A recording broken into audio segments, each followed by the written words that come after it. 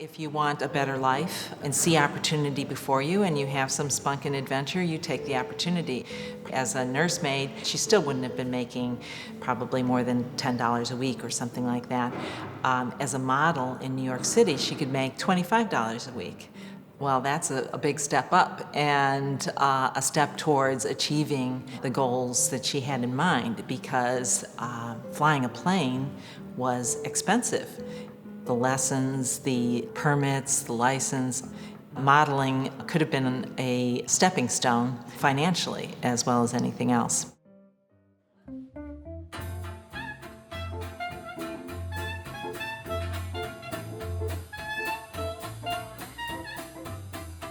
You had to know how to do makeup, you had to know how to do wardrobe, you had to know how to walk, you had to be able to handle the glamour part. But that wasn't what it was all about. You better have the intelligence behind that. Otherwise, you're not going to be able to pursue a career in modeling at all. So you wouldn't have been able to in my day, and you certainly wouldn't have been able to in Nancy's day.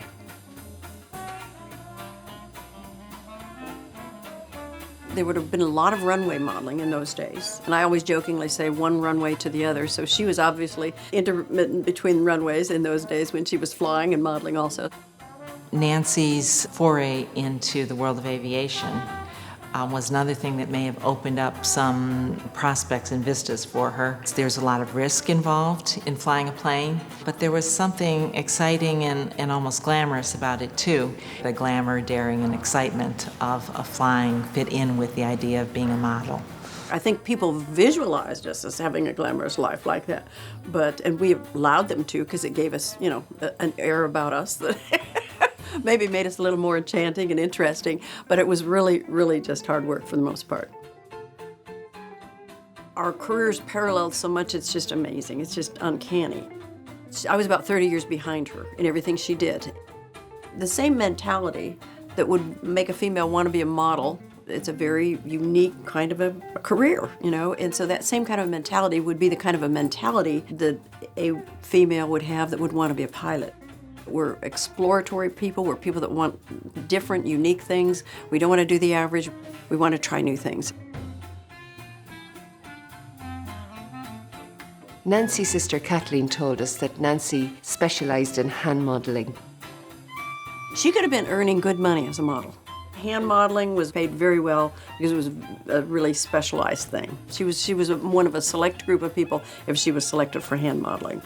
By early 1944, the Allies had critically weakened the German and the Japanese air forces, and so more American pilots were surviving, and we didn't need as many flight schools to train more pilots. That meant that the pilot flight instructors in the United States were out of jobs, which means they were eligible for the Walking Man's Army. Then they look and they see all these women flying these airplanes domestically, and they decide they want those jobs. When General Arnold sought militarization for the WASP, the complaints by male flight instructors and returning veterans caught the ears of the press and Congress. A nasty anti-WASP campaign ensued.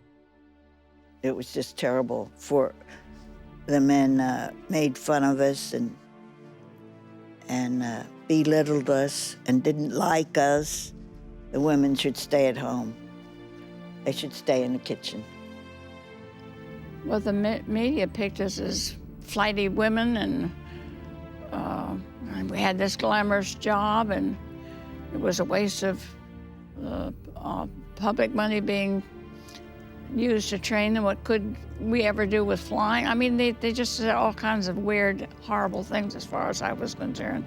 I couldn't believe that people would actually listen to them, but they did. And it caused a lot of problems. I think I had more discrimination from women than I ever did from men. First of all, our program was an experimental one. They didn't know if women could handle the military life, could handle the aircraft, both the small ones and the large ones. So it started out as an experiment, and we were paid by civil service. But we were promised that if the program became successful, we would be taken into the Army Air Corps. Now, both Cochrane and Arnold wanted the women pilots to be made a part of the Army Air Forces, but Congress opposed it. In June of '44, the House Committee on the Civil Service delivered the WASP a crippling blow. They reported it considered the WASP unnecessary and unjustifiably expensive, And then they recommended that the recruiting and training of all the women pilots end.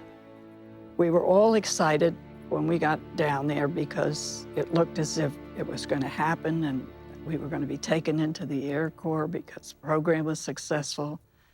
And then came, well, it's a little bit doubtful, and then finally it was the bill that General Arnold put before Congress was defeated by only 19 votes. After proving they could handle the latest fighters and the heaviest bombers, it all came to an abrupt end.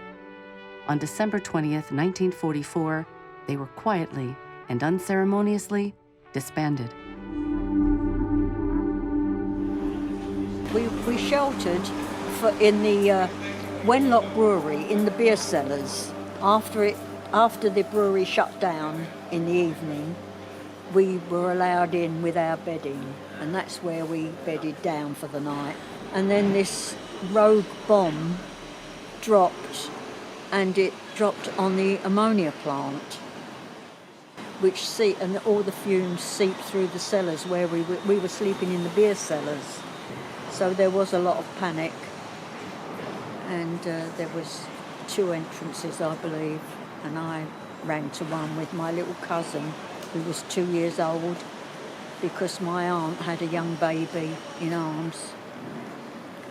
It was everyone for themselves. I mean, we all got out separately, the whole family got out separately, but we didn't know who had survived until later on in the day.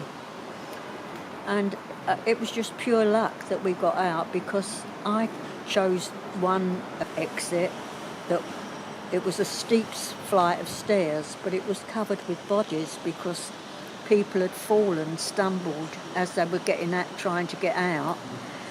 And it was just an awful ordeal, you know, just kind of, you were fighting for your life. Final toll was never established, nor was it publicised. It was kept quite secret. It wasn't, there was no news about it at all. It was never in the papers. And, I mean, people were dying even years after from the effects of the ammonia fumes.